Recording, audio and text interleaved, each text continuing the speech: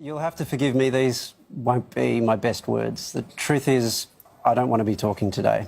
When I was asked if it's something that I wanted to do, I resisted it all day until finally I had this overwhelming sense that it was somehow my responsibility to do so, and maybe that's misguided. But of all the things that I could say tonight, that I'm gutted and I'm scared and I feel overcome with utter hopelessness. The most dishonest thing would be to say that I'm shocked. I'm simply not. There's nothing about what happened in Christchurch today that shocks me.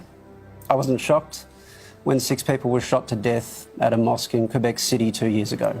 I wasn't shocked when a man drove a van into Finsbury Park Mosque in London about 6 months later.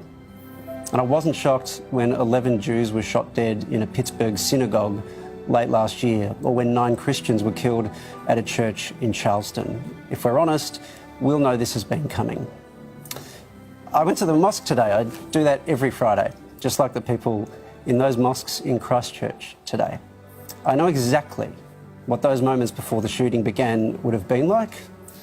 I know how quiet, how still, how introspective those people would have been before they were suddenly gunned down. How separated from the world they were feeling until the world came in and tore their lives apart. And I know that the people who did this knew well enough how profoundly defenceless their victims were in that moment. This is a congregational prayer that happens every week like clockwork. This was slaughter by appointment. And it's scary because, like millions of other Muslims, I'm going to keep attending those appointments. And it feels like fish in a barrel. But that isn't the scariest thing. The thing that scared me most was when I started reading the manifesto that one of the apparent perpetrators of this attack published. Not because it was deranged, but because it was so familiar. Let me share some quotes with you to show you what I mean. The truth is that Islam is not like any other faith. It is the religious equivalent of fascism. Or the real cause of bloodshed is the immigration program which allowed Muslim fanatics to migrate in the first place. Or, as we read in Matthew 26:52, all they that take the sword shall perish by the sword, and those who follow a violent religion that calls on them to murder us cannot be too surprised when someone takes them at their word and responds in kind. How do those words sound now? Now how do they sound when I tell you that they weren't part of the manifesto? They were actually published today, after this terrorist attack, on an Australian parliamentary letterhead. And I know they came from someone who I don't particularly want to name at the moment, who all parties have denounced. I also know that the leader of one of those parties that denounced him once described Islam as a disease Australia needs to vaccinate. And even that party is kind of on the fringes, despite some valiant attempts by our media to change that. But I also know a senior figure in our government once suggested we made a mistake as a country by letting in Lebanese Muslims in the 70s.